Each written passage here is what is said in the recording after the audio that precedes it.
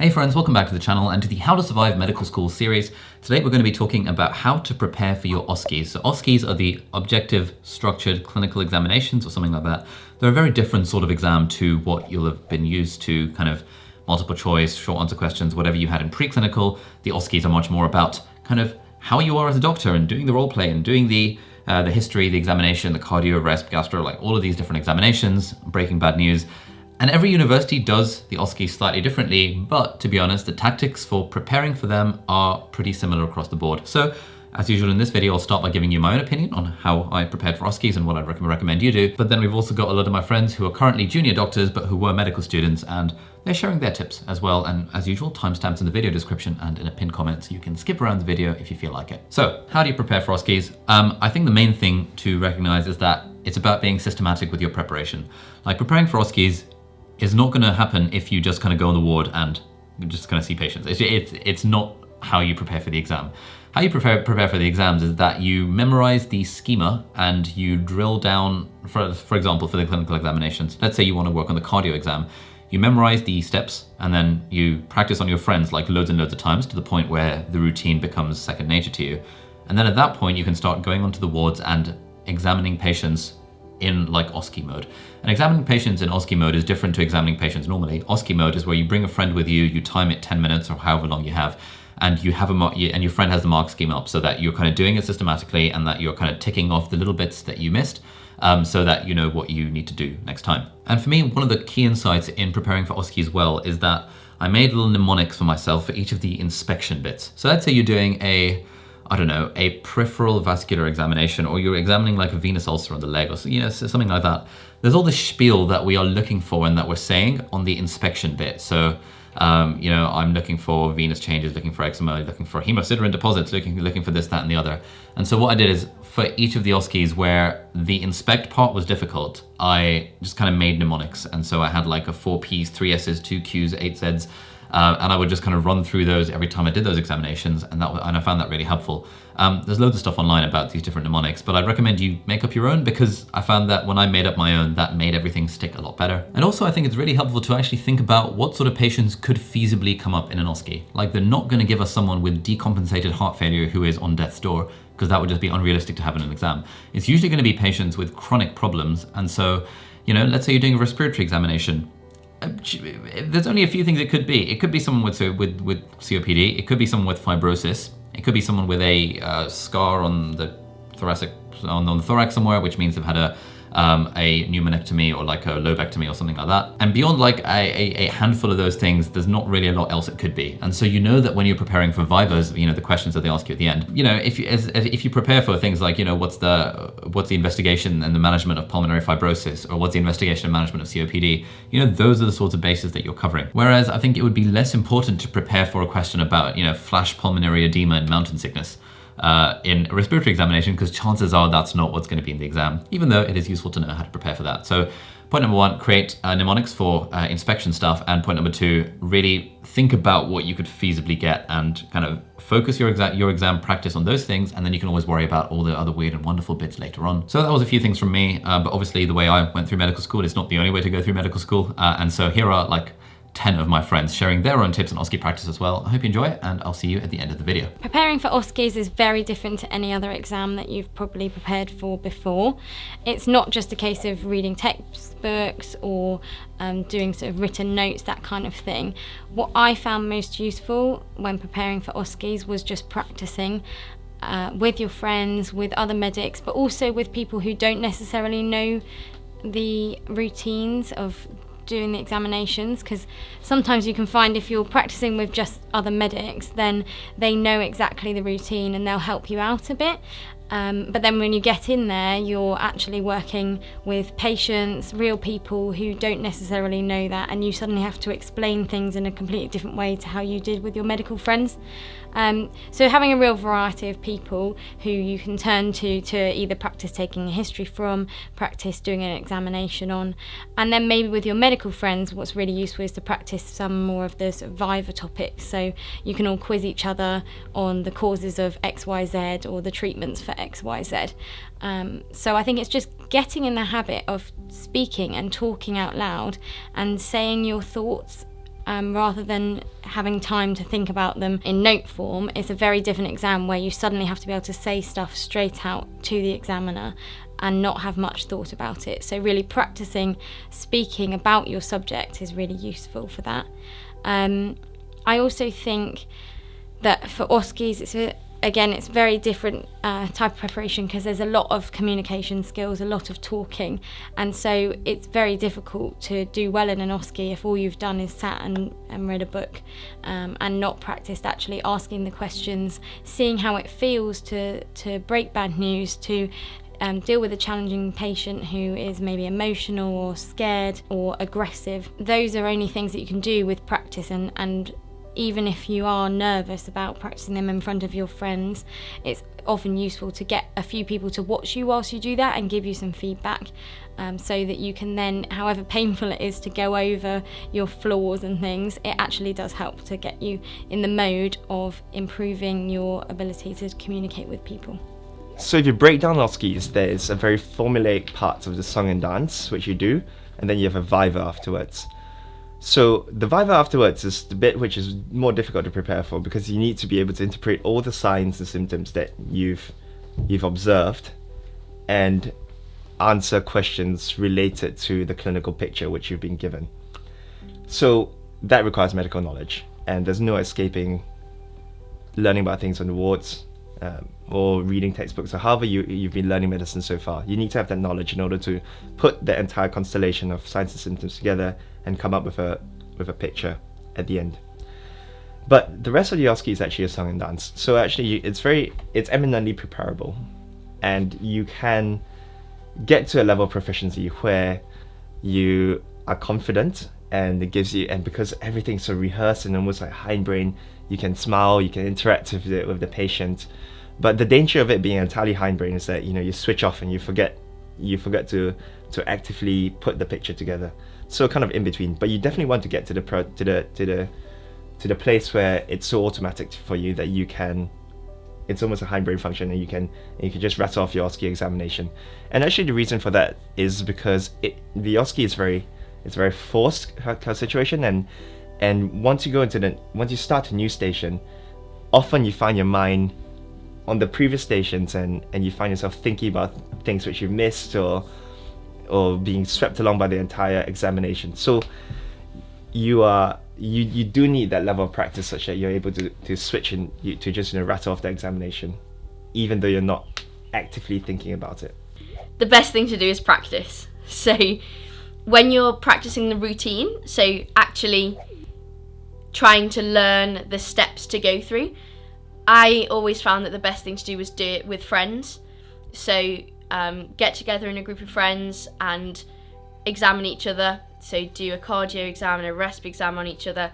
And then once you've got the routine kind of perfected, once you've got it nice and slick and you know exactly what you're doing, or you know what you're doing, then go and practice on some patients. So I think getting the routine is the first thing to do. So learn what you've got to look for, what you've got to listen for.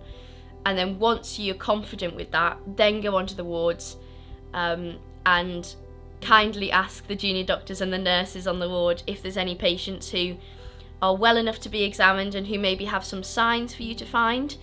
And then the temptation, I think, is to go and read the notes and know what's going on before you examine them. Definitely don't do that.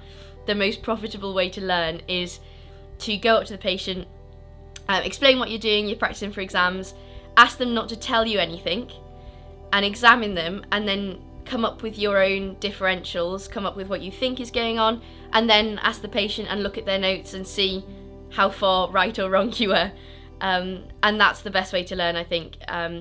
Getting to see a variety of conditions is really, really helpful, from the common stuff to the rarer stuff. So yeah, trying to see a variety of conditions is really helpful in preparing for OSCEs.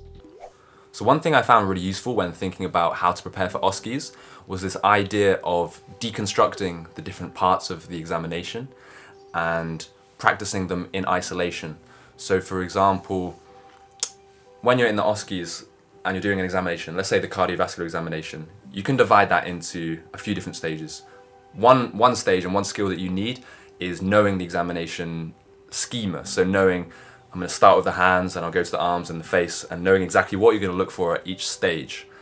And that in itself can be learnt very well in isolation. And then another element of the examination is being able to recognize signs. So being able to hear a murmur and go, okay, that's an ejection systolic murmur, or that's a pansystolic murmur, or if there's like hepatomegaly present, and like how you would describe hepatomegaly, that sort of thing. Another component is putting everything together. So realizing that they've got swollen legs and they've got crackles at the bases of their lungs, that this might suggest they've got heart failure, and then looking for other signs or maybe signs of causes of heart failure, and the practice of putting all of the clinical signs together to build up the bigger picture. I guess you could also then say that the viva, so the bit where you're presenting your findings and talking through the results, what you found and what your reasoning is kind of another component. And one thing that is useful about this kind of deconstructing approach is then you can think of specific targeted ways to practice each of these components and then integrate it all together at the end. So for the first component, practicing the schema, okay, so you can do that on patients, which is quite common, like you'll go into the wards with friends, with colleagues, and go and examine on patients. But the thing is, that's maybe not the best way to learn that part, because you won't be examining a high volume of patients in a short period of time. You'll probably go and see a patient, maybe then your friend will take turns, and then you'll go and find another patient, but then maybe that patient's gone away, or they don't want you to examine them anymore, and you're constantly going to different places. And it's a reasonable expectation to examine maybe 4 patients in an hour. Like that, you'd be doing quite well if you examine that many. If you're doing it with a friend and you're alternating, you might only examine 1 or 2 patients in an hour. So if you really want to get practice at just doing that schema and kind of have it almost at a subconscious level, there's other approaches that might be quite useful, such as just finding a friend and continually examining each other until it's kind of subconscious.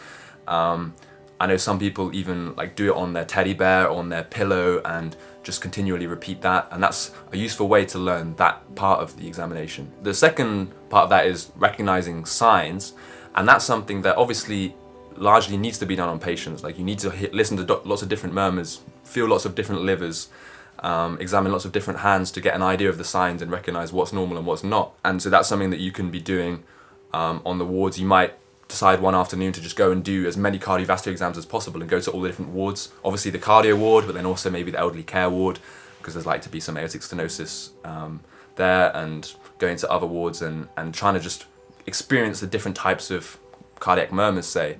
And then another day you might be focused on looking for another kind of condition, like maybe looking at neurological conditions, let's say.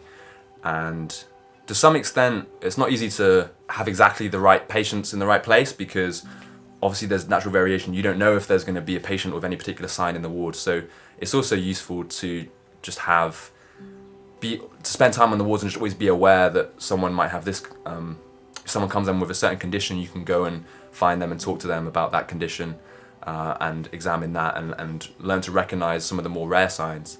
But definitely anything common, which you're likely to see in your OSCEs, you could spend like an afternoon just going out of the hospital and seeing as many of those conditions as possible and seeing the natural variation in that. Before we continue, I just want to tell you about the sponsor for this video, and that is Brilliant. Brilliant is a fantastic online learning community with online courses for maths, science, and computer science. So if you're a medical student, chances are your life is all consumed by medicine, as mine sort of was. And Brilliant is a great place to learn a little bit more about other topics. One thing that I'd particularly recommend is Brilliant's courses on computer science. So they've got a really good one about the fundamentals of computer science, the fundamentals of algorithms. And then once you've done those, there's a really fantastic one about learning Python from the ground up. And the reason I'd recommend the computer science ones for medics in particular is because so much of research these days and all the kind of tech stuff in medicine at the moment is focusing more on like machine learning, AI, big data, all of those sorts of topics. All of that sort of stuff is stuff that really is valuable and a skill that very few other people have. So if you're a medical student and you're interested in kind of making your CV and your general like portfolio of activities, like the skills that you have a little bit better, then please do go to brilliant.org/appendix, and that will give you a free trial. And then if you click on that link, the first 200 people to do so will get 20% off the annual premium subscription as well. So thanks Brilliant for sponsoring this video. That's obviously going to depend on what kind of person you are. Personally, I'm pretty good at staying relaxed enough to be able to concentrate. And so for me, it's rehearsing stuff I've learned. And it's a nice little like comforting thing to tell yourself, yes, I do know about this topic. If I get a station on, a heart exam, I'm going to remember I normally miss this, this and this. So I'll make sure to do those things and just kind of have little go-to reminders of common mistakes that you make so you don't make them today. For other people though, it might be problems with really worrying and really being so nervous you can barely concentrate. So you need to work on that beforehand. You need to practice some breathing exercises or whatever. You need to do them on the day. You need to try and talk yourself down, become a bit more chilled out so that you're prepared for that exam.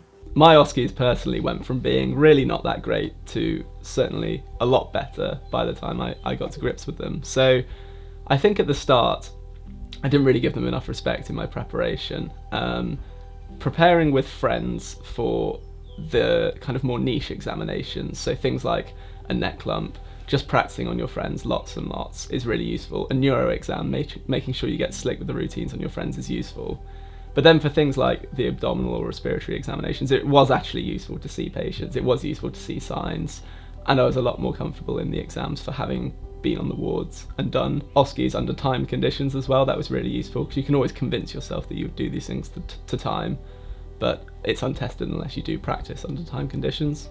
So I would say do visit patients for them. There are really basic things. If you get mark schemes, make sure you have a look at those, because there are certain things, for example, I didn't think that feeling for the brachial pulse in a respiratory exam would have a mark, but apparently it can do. So if you can find mark schemes, then make sure you have a look at those, because there's lots of different ways to do a cardiovascular or an abdominal exam.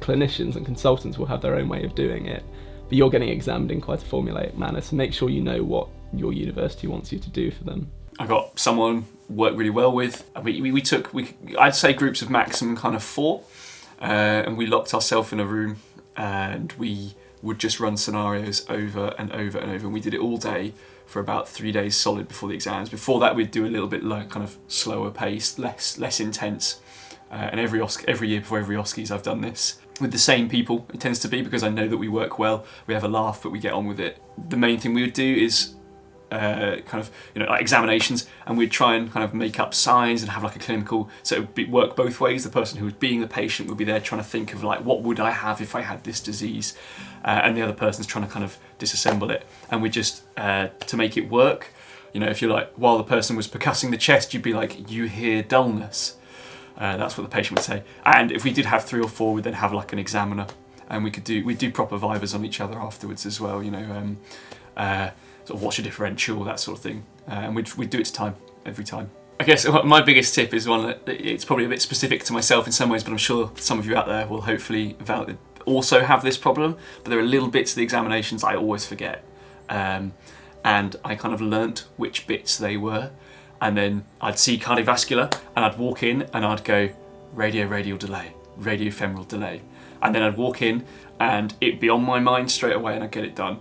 The same with the resp exam, always forget the flap and the lymph nodes. Just always forgot to do them. So I'd walk in, as soon as I saw it's a resp station, I'd tell myself, flap lymph nodes, and then walk in, and I tended to not forget that way. So gather together a bunch of friends, and then for history and examination stations, just kind of take turns taking histories and doing examinations in front of each other until it's super, super slick. Because examinations are all just kind of like a play. It's like a show that you have to present to the examiner, and as long as you go through the correct steps, it doesn't really matter if you miss like a really tiny murmur, as long as they can see that you know how to listen to the chest and you know what you're looking for.